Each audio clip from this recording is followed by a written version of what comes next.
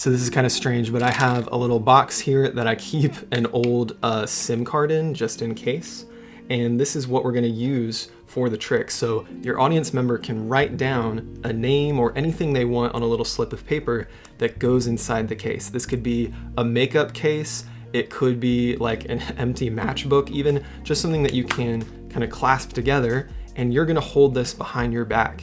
And somehow, not only are you going to be able to start sort of reading their mind immediately, you're going to be able to guess this word. So let's get into it right now. How's it going, guys? This is the Hobbyist Magic channel. My name is Michael, encouraging you to enjoy the hobby of magic, whether that be through magic trick tutorials or magic reviews. So consider subscribing if you haven't already. I also wanted to give a huge shout out to my members, my channel members, both at the supporter and insider tier. You guys are the best and I appreciate you supporting me. And if you want to get in on that, there's exclusive content at both levels, as well as some other things. So check that out if you'd like to dive even deeper with this channel. You can click the join button below. But with all that said, there will be no further interruptions from me throughout this video, so let's dive into the magic. Welcome to the video. This is another classic from Theodore Anemann's Practical Mental Magic. We're continuing to cover that this month, so be sure to check out the tutorial playlists to see more. And keep checking back this month if you want to learn more mentalism tricks. So this one's a little bit of a novelty, but I think that's the great thing about mentalism is you can place mentalism routines together by having novel different ways of reading minds. Like you can only imagine, you know, if you had someone write something down, you read their mind, have something write something else down, you read their mind in the same way and you're using the same technique, that gets rote. That applies to a lot of magic, right? So even if you're doing similar things back to back, you can switch it up by the props you're using, and that also will change up the techniques maybe that you're using, or the perceived techniques at least, and that's pretty cool. So in the book, this is called TV Compact, I believe, Television Compact. Anemann uses like a, you know, like a makeup case, right? That we might have like a little mirror, so like a compact mirror where you could open it up and do your makeup. But the great thing about that is it's a principle. So you can apply it to any small case. You know what I would have loved is maybe like an AirPods case, but you don't really have a lot of place to store things in it. But maybe if you have like a Bluetooth headphone case, depending on how it's designed, there might be enough room, obviously do it safely, but there might be enough room to put a small slip of paper in it. That's all you need. And so as long as it's openable, it's like a small little case and you can fit a small slip of paper in it, you can do it. So this, I didn't make this up. This is genuinely just where I keep this. I have an old SIM card from an old phone, and I have, this is actually like dental or orthodontist wax. And I use some of that as magician's wax in other cases, but I have just an empty case. And so for me, this might be a genuine thing. I say is like, this is random, but I have, you know, this random box that I keep for just things I don't want to lose. In this case, I have a SIM card, you know, and you can go from there. But apply this idea to whatever is organic to you. And in most cases, because of the ergonomics of how a case has to work, you're going to have one side that is clasped or maybe indented, whatever it might be. It's the side that you will kind of pull or push from, right? So kind of being aware of that is going to be helpful for the presentation. So you need that, and then all you need is a small slip of paper that you know will fit inside here. So you can tear it from a larger slip of paper, a business card, whatever, and you're going to invite the spectator to write whatever they want. So it could be a name, it could be just a random word, whatever it might be, but have them write a word down, and then they're going to place this inside the case. So for my sake, you'll see why I'm actually going to have them place it here.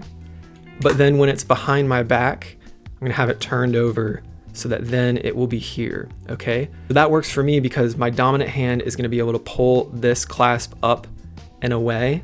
And now because I've turned it over, this is gonna be showing, okay? So now here's what's happening behind the back. Like I mentioned, I placed this specifically so that this will be showing when I do get to have my peak, right? So it started here, we had them place it face down here so it looks very fair.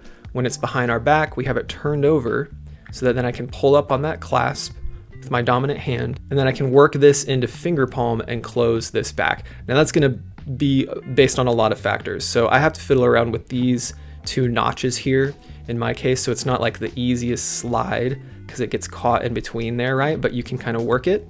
And in the case of a makeup case or anything else, you're gonna have to practice this to understand what's the quickest but most quiet and natural draw into finger palm that I can do. And so now you have it in finger palm, and the idea is that you're gonna come out with the case just like this.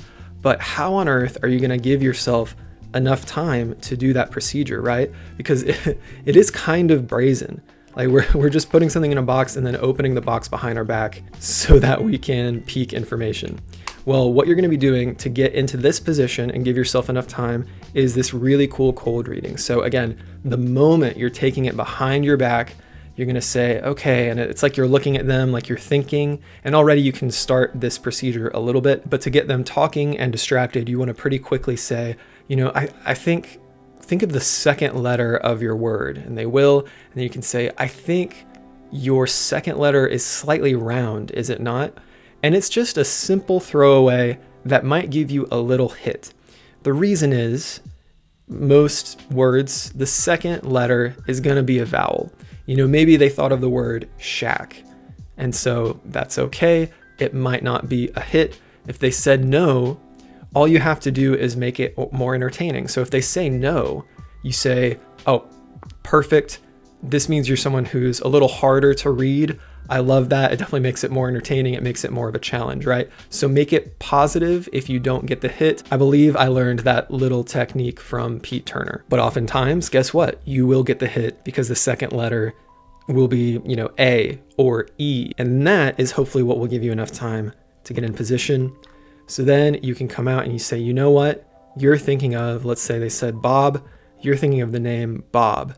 Let that hit happen, and that is what will allow you to do a little fake dump, right? And that's like coin magic. So you open it and you do your little release of the card. You can do it pretty hidden. You can use all of your finger coverage if you want. It doesn't need to be pretty at all, because the idea is you've revealed the information. You say, was that it?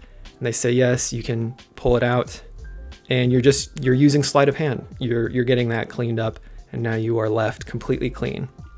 So let me know what you thought of this below. It's a little bit of an interesting one. Let me know what sort of case you think you could use to do this, and I hope you enjoyed the trick. Thanks for watching. If you want more, you can check out the membership for some exclusive content. Pick up some merch from the Magic Merch Store. I also have a journal for magicians. You can check out all those links below. And if you want more free content, check out the video that YouTube is recommending to you right now. But until next time, keep enjoying your magic, stay a hobbyist at heart, and I will see you guys in the next video.